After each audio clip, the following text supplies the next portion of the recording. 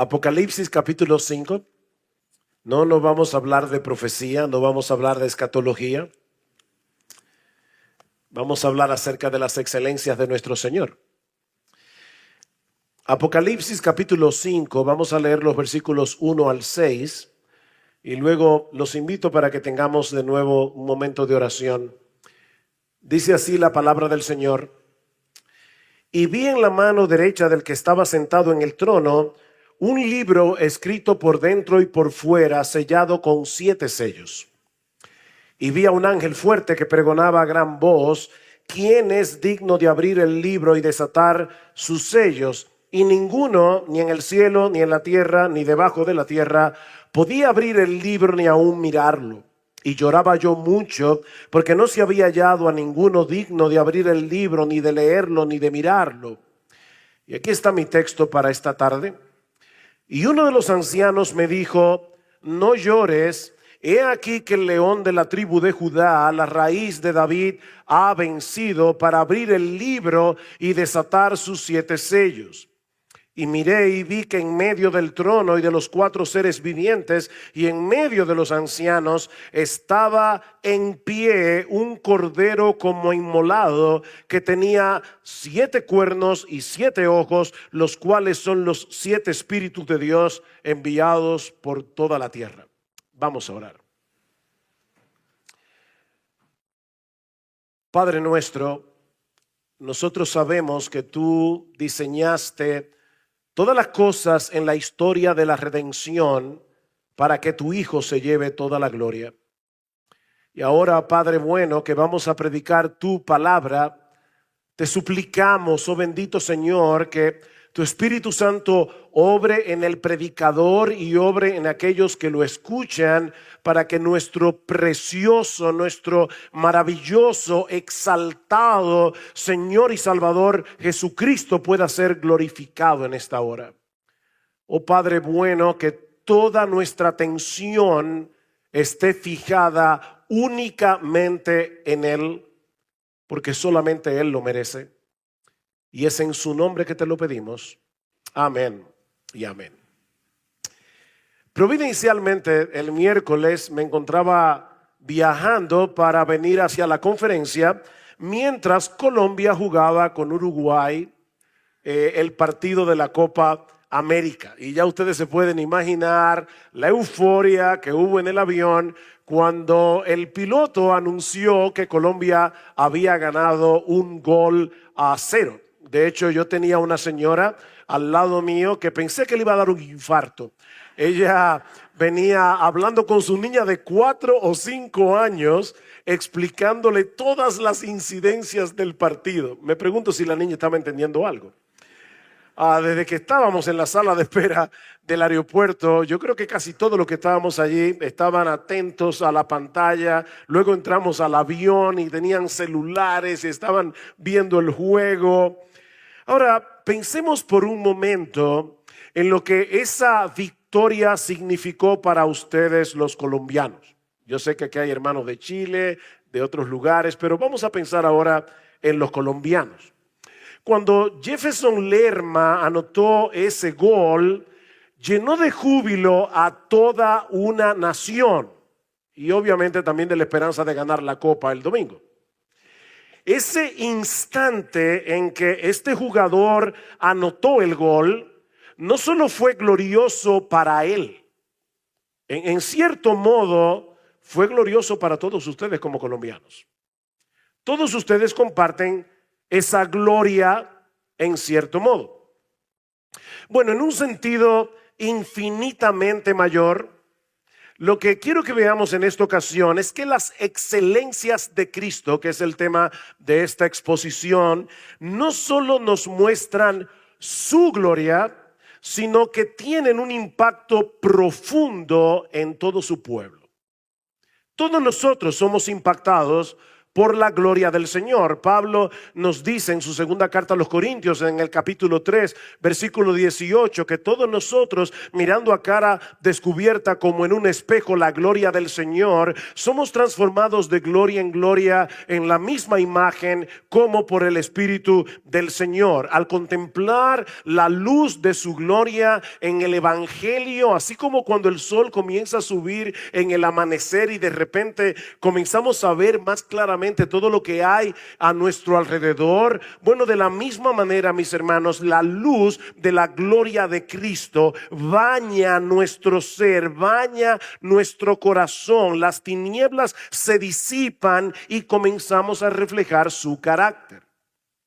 Nos maravillamos de su gracia, nos conmovemos por su sacrificio, nos asombra y sorprende su amor y somos impulsados a vivir de una manera que le glorifique a Él. Contemplando su gloria, somos transformados de gloria en gloria.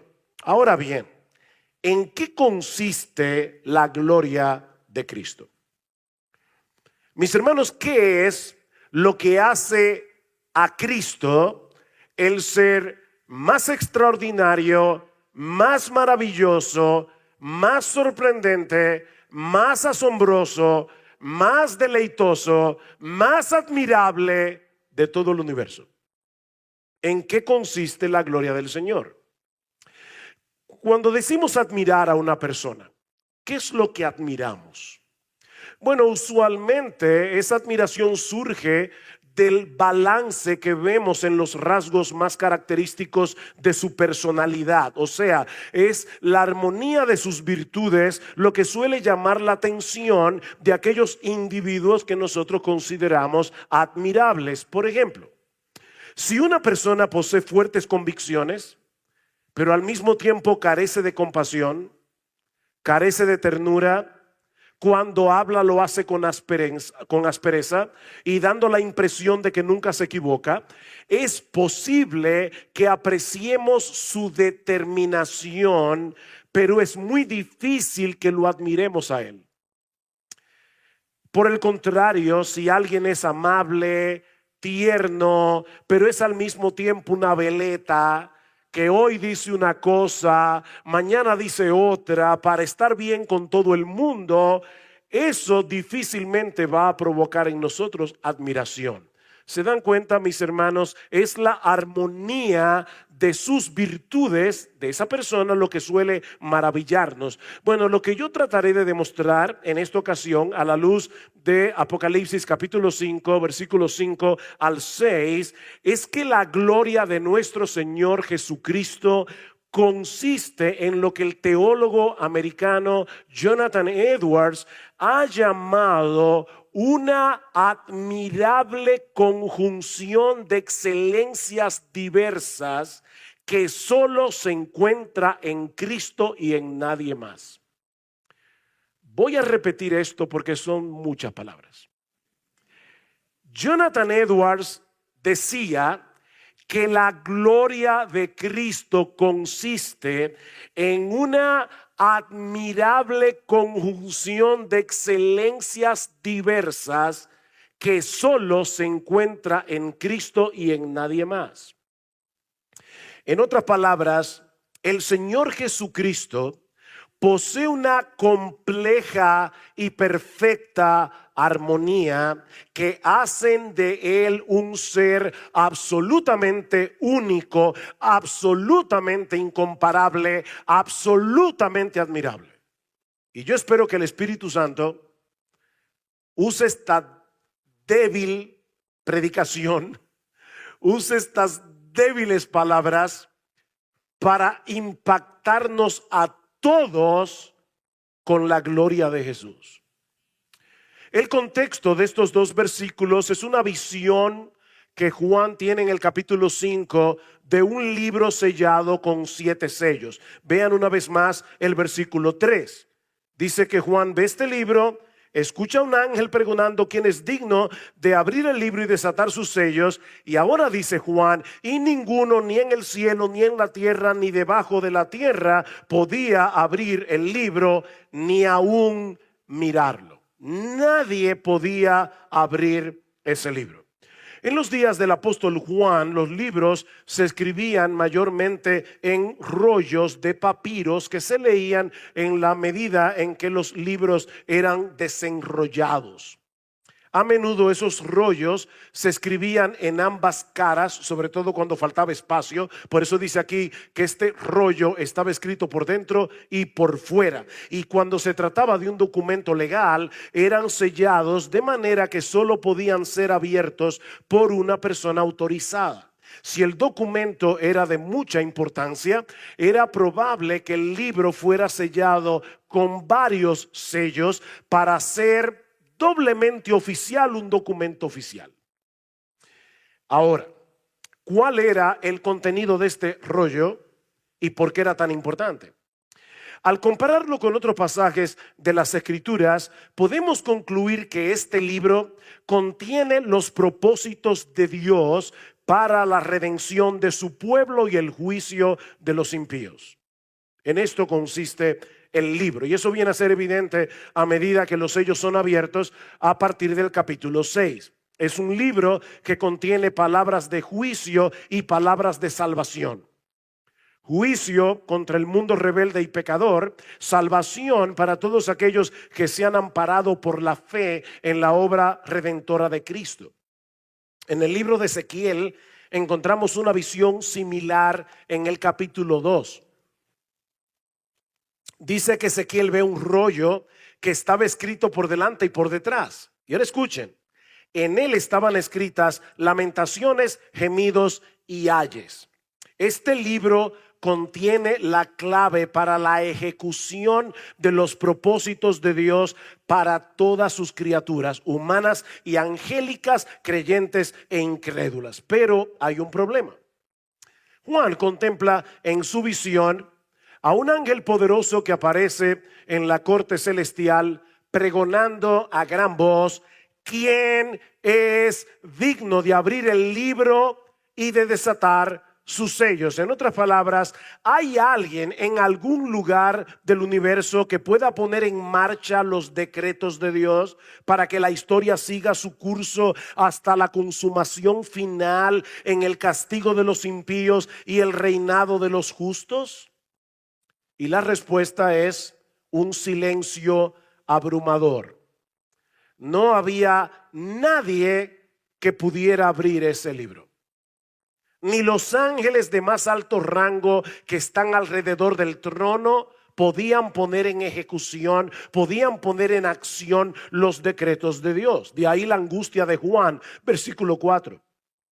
Y lloraba yo mucho, porque no se había hallado a ninguno digno de abrir el libro, ni de leerlo, ni de mirarlo. Si este libro no es abierto, los propósitos redentores y judiciales de Dios no tendrían cumplimiento. Todos aquellos que violaron impunemente su ley moral y maltrataron a su pueblo quedarían sin castigo. La justicia de Dios sería burlada. Tampoco habría esperanza alguna para el pueblo de Dios. No habría segunda venida, ni cielos nuevos, ni tierra nueva. El paraíso que Adán y Eva perdieron en la caída por su desobediencia nunca sería recobrado si ese libro no es abierto. Todas las promesas de Dios reveladas en su palabra serían meras palabras al viento, y Satanás y sus huestes demoníacas se habrían salido con la suya. Por eso lloraba Juan. O sea, Juan no estaba llorando porque no iba a poder satisfacer su curiosidad escatológica. O sea, hay personas que están todo el tiempo viendo: Siria atacó a no sé quién, Irán atacó a no sé quién, y eso debe ser que... No, Juan no estaba pensando en nada de eso. Su angustia representa el anhelo de su iglesia, de la iglesia de Cristo, clamando a través de los siglos: oh Dios, que venga a tu reino, que se haga tu voluntad en la tierra como se hace en el cielo. Pero entonces, uno de los ancianos que estaba alrededor del trono se acerca a Juan y le dice: ya deja de llorar. Te tengo una buena noticia.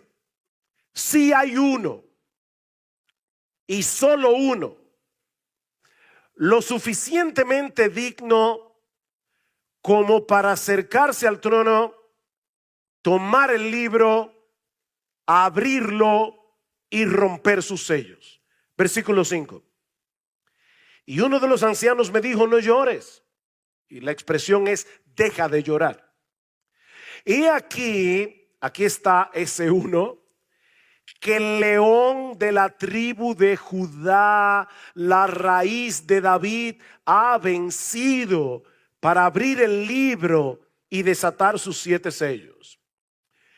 Esta es una expresión que hace referencia a la profecía de Jacob en Génesis capítulo 49 versículo 9, donde se compara a Judá con un cachorro de león del cual habría de venir el hijo de la promesa, el Salvador prometido a Adán y Eva en el huerto del Edén. Fue de esa tribu que nació el rey David muchos años más tarde, al cual Dios le prometió que el Mesías sería uno de sus descendientes. Es por eso que en el texto Jesús es señalado como la raíz de David.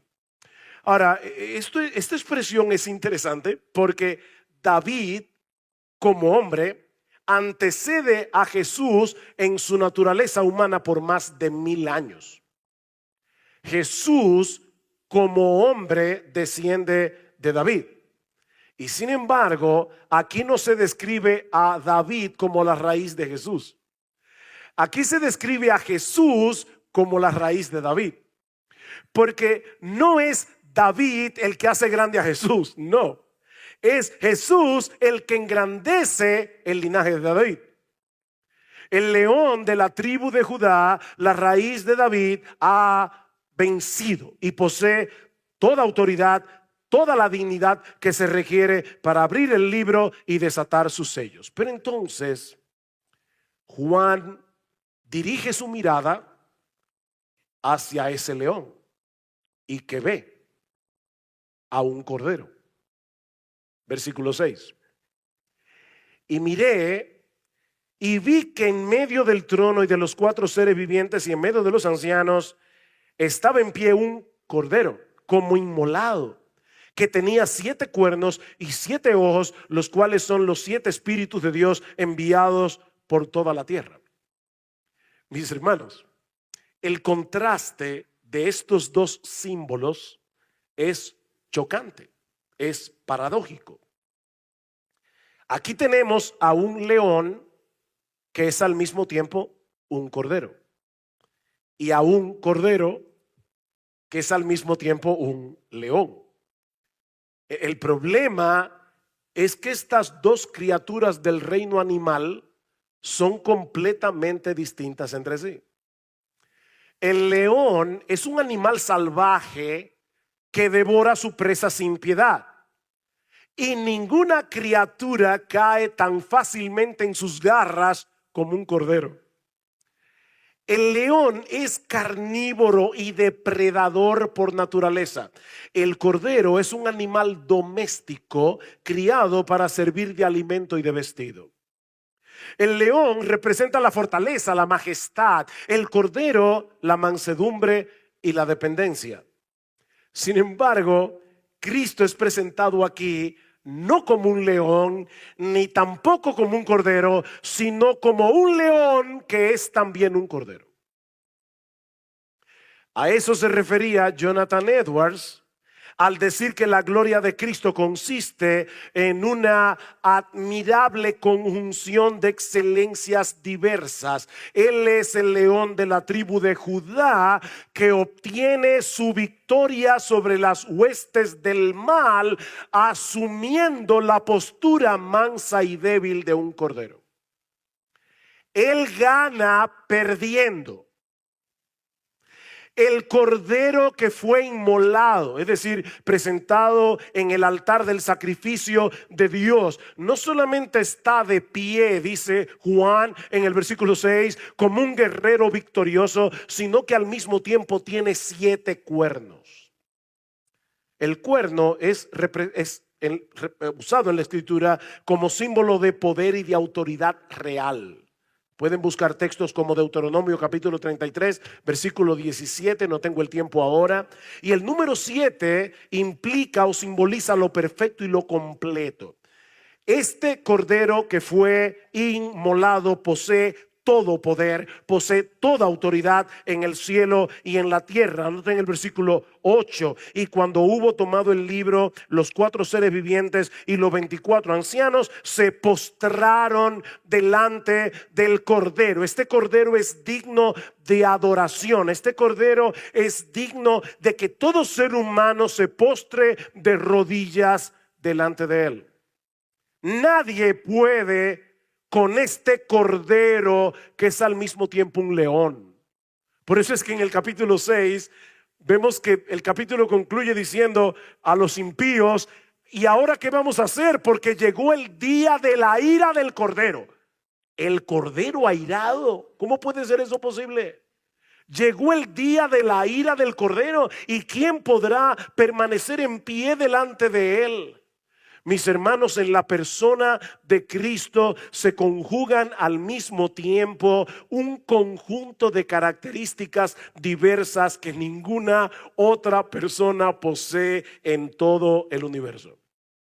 Siendo verdadero Dios y verdadero hombre, en él encontramos una grandeza y exaltación infinitas con una condescendencia infinita.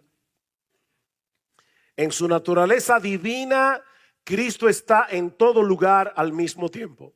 Y en su naturaleza humana está en un solo lugar a la vez. ¿Alguien aquí entiende eso? Él es el Todopoderoso, pero muere en debilidad. Predicando a los judíos, Pedro les dice: y matasteis al autor de la vida. ¿Cómo se puede matar al autor de la vida? Lo sabe todo y no lo sabe todo. Ni el día y la hora de mi venida nadie lo sabe, ni el Hijo. Pero en su naturaleza divina sí lo sabe. Porque en su naturaleza divina Él es omnisciente. Y en su naturaleza humana su conocimiento es limitado, como el tuyo y como el mío. Lo sabe todo y no lo sabe todo. Aborrece el pecado con todo su ser y como juez de este mundo de ninguna manera puede tener por inocente al culpable, pero decide amar a pecadores y morir en lugar de ellos en una cruz para ofrecernos gratuitamente el perdón de todos nuestros pecados sin pasar por alto la justicia divina. Como Dios posee un dominio absoluto sobre todo lo creado, pero asume una naturaleza humana y se hace enteramente dependiente de su Padre celestial. Es digno de toda gloria y adoración, pero decide soportar con paciencia que sus criaturas lo aborrezcan, lo abofeten, le escupan en la cara, lo traten como un malhechor y lo claven en una cruz. Yo estoy seguro que todos los que estamos aquí entendemos perfectamente lo que significa sufrir un maltrato injusto. Y sin embargo, el león de la tribu de Judá, se dejó llevar como un cordero al matadero, simplemente porque nos amó. En el Evangelio de Isaías, en el Antiguo Testamento, ese es el quinto Evangelio. Dice en el versículo en capítulo 53: angustiado él y afligido no abrió su boca, como cordero fue llevado al matadero y como oveja delante de sus trasquiladores enmudeció y no abrió su boca. Al morir en debilidad, Cristo obtiene una victoria aplastante sobre las huestes del mal. Como yo decía hace un momento, él gana perdiendo. Cuando haya puesto su vida en expiación por el pecado, verá linaje, verá descendencia. Mira la descendencia aquí. Vivirá por largos días y la voluntad de Jehová será en su mano prosperada. Verá el fruto de la aflicción de su alma y quedará satisfecho. Por su conocimiento, mi siervo justo justificará a muchos. Eso escribió Isaías 700 años antes de que Jesús naciera en Belén. Jonathan Edwards, hablando de la muerte de Cristo en la cruz, lo dice de una manera memorable. El diablo, por así decirlo, se tragó a Cristo como el gran pez hizo con Jonás. Pero fue un veneno mortal para él. Cristo le propinó una herida mortal en sus propias entrañas y hasta el día de hoy el diablo continúa padeciendo la enfermedad que le produjo aquello que en aquel momento se tragó como una presa, dice Edwards. El diablo se tragó a Cristo y lo envenenó. Pero el contraste continúa. Él es majestuoso y manso al mismo tiempo. Tiene suficiente sabiduría como para confundir a los sabios de este mundo, pero revela sus misterios a los que se hacen como niños. Sus riquezas no tienen límites y sin embargo, Él escogió a los pobres de este mundo para hacerlos ricos en fe, dice Santiago. El más grande de todos procura asociarse con los débiles y despreciados. Dice el autor de la carta a los Hebreos que Él no se avergüenza. Oye esto, hermano, Él no se avergüenza de llamarnos sus hermanos. A veces nosotros nos avergonzamos de nuestros hermanos, pero Cristo no. Cristo no se avergüenza. Podríamos seguir y seguir y seguir poniendo un ejemplo tras otro, pero yo creo que estos son suficientes para demostrar que Cristo posee una compleja armonía que hace de Él un ser absolutamente único, absolutamente incomparable. Tan majestuoso y tan manso, tan santo y tan lleno de gracia, tan grande y tan bondadoso, tan trascendente y tan condescendiente, tan fiero como un león y tan tierno como un cordero. Mis hermanos, ¿acaso no debería ser Él nuestro máximo objeto de amor, de nuestra confianza y de nuestra adoración? Yo quiero que lean conmigo los versículos 9 al 14 del capítulo 5. Yo sé que muchos de ustedes conocen este pasaje y ojalá quiera el Señor que podamos leerlo primero que todo visualizando la escena. Allí está todo el mundo adorando al Cordero. Y que las palabras de este cántico de alabanza resuenen en nuestros corazones como si nunca antes lo hubiéramos oído. De paso, a mí me gusta cantar, punto, pero me gusta cantar en la iglesia a todo pulmón. A veces no puedo hacerlo porque entonces no puedo predicar. Pero una de las razones por la que me gusta cantar a todo pulmón es porque yo creo que tiene un asidero bíblico. Si ustedes estudian el libro de Apocalipsis entero, se van a dar cuenta que cada vez que Juan describe la adoración en el cielo, cada vez invariablemente dice que cantaban a gran voz. Así que yo creo que es bíblico cantar con un vozarrón. Y si tú desafinas, no te preocupes, que la sangre de Cristo purifica tu alabanza. Ok, habiendo aclarado esto, ahora escuchen la alabanza en el cielo. Versículo 9. Y cantaban un nuevo cántico diciendo: digno eres de tomar el libro y de abrir sus sellos, porque tú fuiste inmolado y con tu sangre nos has redimido para Dios de todo linaje y lengua y pueblo y nación, y nos has hecho para nuestro Dios reyes y sacerdotes, y reinaremos sobre la tierra. Y miré y oí la voz de muchos ángeles alrededor del trono y de los seres vivientes y de los ancianos, y su número era millones de millones, que decían a gran Vos, el Cordero que fue inmolado, es digno de tomar el poder, las riquezas, la sabiduría, la fortaleza, la honra, la gloria y la alabanza. Y a todo lo creado que está en el cielo y sobre la tierra y debajo de la tierra y en el mar, y a todas las cosas que en ellos hay, oí decir al que está sentado en el trono y al Cordero, sea la alabanza, la honra, la gloria y el poder por los siglos de los siglos. ¿Saben qué, mis hermanos? Esa será nuestra perspectiva de ese Cordero cuando estemos en su presencia. Pero Dios le dio a Juan esa visión y el Espíritu Santo lo movió a dejarlo escrito en un libro bajo la inspiración de su Espíritu, para que ahora tú y yo podamos ver a Cristo por la fe reinando sobre el trono del universo. Cristo no será más digno de adoración cuando tú y yo lleguemos al cielo. No, Él es digno de adoración ahora. Ahora. Y nosotros somos parte de ese pueblo que fue comprado de toda lengua, de toda tribu, de toda nación para Dios por la sangre del Cordero.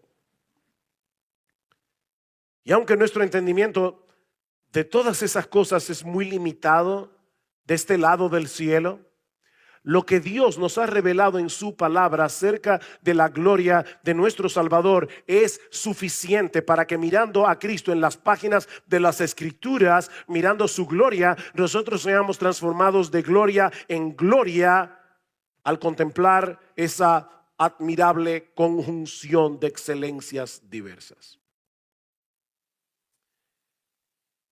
Ahora yo quiero que vayan conmigo a 2 Corintios capítulo 3. El texto que yo cité al principio, porque ya nos vamos a quedar ahí en el resto del sermón. Déjame hacerte una pregunta. ¿Cómo fue que Dios te salvó? Tú estabas muerto en tus delitos y pecados. Eso lo vimos esta mañana cuando Alejandro estaba predicando de Efesios capítulo 2. Y Él os dio vida a vosotros cuando estabais muertos en vuestros delitos y pecados. No estabas enfermo, no estabas agonizando, estabas muerto. Hace unos años, Erwin Lutzer visitó nuestra iglesia. Algunos de ustedes quizás han leído alguno de sus libros. Y tuvimos una charla privada en la oficina después que predicó. Y él nos contaba que él tuvo que dar una clase de predicación en un seminario. Y llamó al seminario y les dijo: yo quisiera por favor que ustedes alquilaran una van, un bus, donde quepan todos mis estudiantes porque los voy a llevar al cementerio. Llevó a todos los estudiantes al cementerio y les dijo: ok, yo quiero que ahora ustedes se cojan una tumba. Y los estudiantes obviamente pensaron: este individuo parece que le falta un tornillo, pero bueno. Cada cual escogió su tumba y él les dijo: ahora yo quiero que ustedes le prediquen el evangelio. Obviamente todos estaban mirando y dice: bueno, parece que ustedes están muy tímidos, déjenme empezar yo. Y la tumba que él escogió era de un individuo que llamaba Jonathan, por cierto. Y le decía: Jonathan, cree y vive. Y dice: parece que yo no estoy gritando lo suficientemente duro. Jonathan, cree y vive. Obviamente no pasó nada. Estuvo un rato gritándole a la tumba y los estudiantes viéndolo azorado. Y entonces él les dijo: ¿saben qué? Yo los traje a este cementerio porque eso es lo que ustedes van a hacer a partir de ahora cada domingo. Ustedes van a predicarle la palabra a un montón de huesos secos. Y a través de la predicación el Espíritu Santo va a venir y los hará vivir. Ahora, ¿qué es lo que hace el Espíritu cuando tú estás muerto en tus delitos y pecados? Eres un montón de huesos secos. ¿Qué es lo que el Espíritu hace en ti? El Espíritu Santo te abre el entendimiento y transforma tu corazón para que por primera vez en tu vida tú veas la gloria de Jesús. y viendo la gloria de Jesús, eres transformado. No me lo estoy inventando yo, ni tampoco se lo inventó Calvino. Segunda a los Corintios capítulo 4. Alejandro citó este texto esta mañana. Pero si nuestro evangelio, versículo 3, si nuestro evangelio está aún encubierto, entre los que se pierden está encubierto, en los cuales el Dios de este siglo cegó el entendimiento de los incrédulos. ¿Para qué? Para que no les resplandezca la luz del evangelio de la gloria de Cristo, el cual es la imagen de Dios. Satanás ciega el entendimiento de los que ya son incrédulos, pero Dios es el que los abre. ¿Para qué? Para que comencemos a ver lo que Satanás no quiere que veamos: la luz del evangelio de la gloria de Cristo, el cual es la imagen de Dios. Así que, volviendo otra vez a la pregunta, ¿cómo fue que tú creíste? Tú creíste el día que Dios te abrió los ojos del entendimiento para que tú pudieras ver a Cristo glorioso. Y cuando tú viste a Cristo glorioso, la visión de su gloria a través del evangelio fue lo que te trajo de la muerte a la vida. ¿Cómo lo sabemos? Sigue leyendo el texto. Versículo 5. Porque no nos predicamos a nosotros mismos, sino a Jesucristo como Señor, y a nosotros como vuestros siervos por amor de Jesús. Pablo, yo no te estoy entendiendo. Ya tú has dicho que el pecador está ciego, él no puede ver la gloria de Cristo. Entonces, ¿para qué tú predicas a Cristo? Por esta razón, versículo 6, porque Dios, la razón por la que yo predico a Cristo y no me predico a mí mismo, mis hermanos pastores, yo sé que aquí hay algunos pastores, nunca tomen un púlpito para hablar de ustedes mismos. Este no es el lugar para que un hombre sea exaltado. Lo único que se hace en este trono es exaltar a aquel que está sentado en el trono a la diestra del Padre. No te atrevas a usar el púlpito para exaltarte a ti mismo, ni para contar 25 historias de tu vida, porque el púlpito no es para eso. Habiendo dicho eso, volvamos al texto. Pablo dice, porque no nos predicamos a nosotros mismos. No nos predicamos a nosotros mismos, sino a Jesucristo como Señor. ¿Por qué, Pablo? ¿Por qué tú le predicas a un grupo de huesos secos, a personas que están muertas, a personas que están ciegas? Por una sencilla razón: porque Dios, que mandó que de las tinieblas resplandeciese la luz, es el que resplandeció en nuestros corazones para iluminación del conocimiento de la gloria de Dios en la faz de Jesucristo. En otras palabras, el mismo Dios que en Génesis capítulo 1 versículo 3, cuando la tierra estaba desordenada y vacía y solo había oscuridad, dijo: sea la luz, y la luz fue hecha. Vino a ti cuando el evangelio de la gloria de Jesús estaba siendo predicado, y por el poder de su Espíritu Santo, Dios te dijo: sea la luz, y de repente tuviste lo que nunca antes habías visto, que Jesucristo es tan y tan y tan glorioso que vale la pena entregarle toda tu vida a Él. Así fue que te convertiste. Pero ahora Pablo va a responder otra pregunta. Ok, Pablo, ya estoy convertido, ya vi la gloria de Jesús, pero yo quiero crecer, yo quiero cambiar, yo quiero madurar. ¿Cómo lo hago? Exactamente como comenzaste tu vida cristiana, viendo la gloria de Cristo. ¿Saben por qué esta conferencia es importante? Porque todos los predicadores que han pasado por aquí nos han dado un vislumbre de la gloria, la hermosura de nuestro Señor y Salvador. ¿Y qué pasa cuando los predicadores proclaman la gloria de Jesús? Capítulo 3, versículo 18. Dice Pablo: por tanto, nosotros todos, mirando a cara descubierta como en un espejo, y no tengo tiempo para demostrar que ese espejo es la Biblia, pero dice: mirando como en un espejo la gloria del Señor, somos transformados de gloria en gloria en la misma imagen como por el Espíritu del Señor. Pablo ha venido hablando de lo que pasó con Moisés. ¿Recuerdan en Éxodo 34, versículo 29? Cuando él subió al monte, se expuso a la gloria de Dios, y cuando descendió del monte, su piel él brillaba. Bueno, Pablo dice aquí, ¿saben qué? Creyentes del nuevo pacto, ese privilegio ahora lo disfrutan todos los creyentes por igual.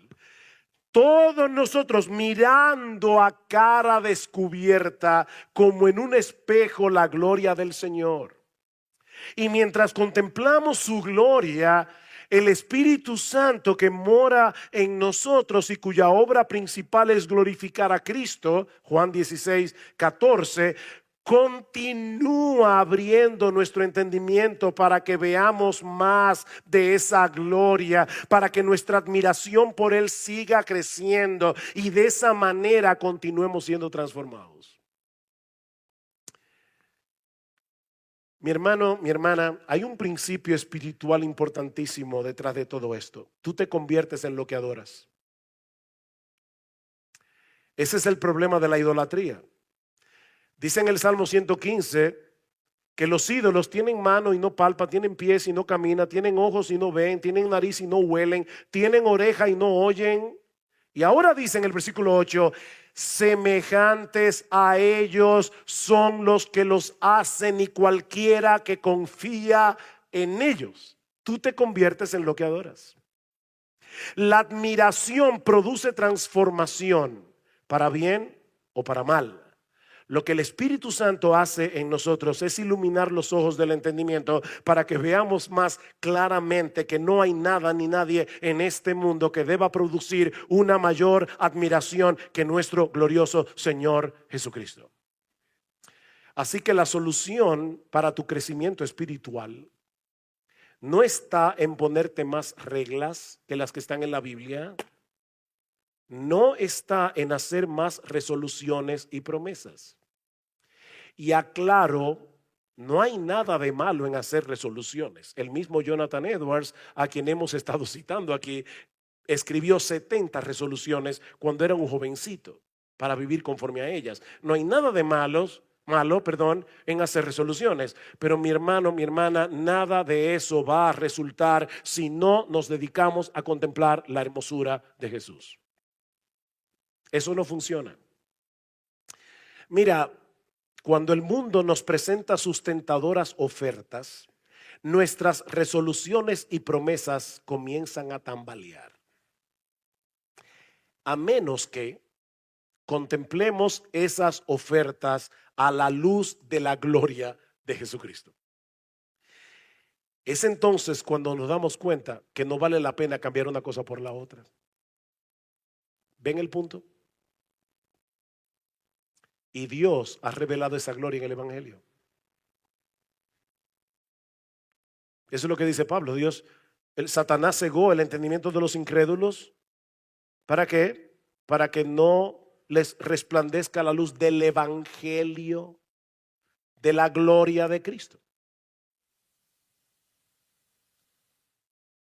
En la misma medida en que contemplemos con admiración la gloria de Cristo desplegada en las Escrituras y el plan de redención que allí se revela, en esa misma medida el Espíritu Santo impactará nuestras almas con esa gloria para transformarnos de gloria en gloria en la misma imagen. Mi hermano, mi hermana, contempla esa gloria en las páginas de las Escrituras hasta que el brillo de su resplandor sea tan evidente para ti que ninguna cosa de este mundo pueda hacerle sombra. Medita en ello a lo largo del día mientras te envuelves en tus labores cotidianas, cuando tienes que enfrentar las dificultades y tentaciones de este mundo caído. Cuando ponemos a Jesús delante de nuestros ojos, a ese Jesús que hemos visto hoy en Apocalipsis, no importa qué tan atractiva pueda parecer la oferta del mundo, todo palidece ante el brillo de su gloria. ¿Tú crees eso? Entonces comienza hoy, no mañana, comienza hoy a leer tu Biblia. No porque si no la lees te va a caer un rayo del cielo. Eso es legalismo. Lee tu Biblia todos los días y pídele al Espíritu Santo que mientras la lees tú puedas conectar los puntos, porque Cristo aparece en todo este libro. Todo este libro trata acerca de Él. Lee tu Biblia y busca a Cristo. Y cuando lo encuentres, detente a admirarlo. Y la contemplación de su gloria te seguirá transformando gradualmente, poco a poco, de gloria en gloria, conforme a la imagen preciosa de nuestro precioso Señor y Salvador Jesucristo. Amén. Vamos a orar. Padre, gracias te damos porque te habíamos pedido, Señor, que tú vengas por tu Espíritu, por medio de tu palabra, para que Cristo pudiera ser exaltado.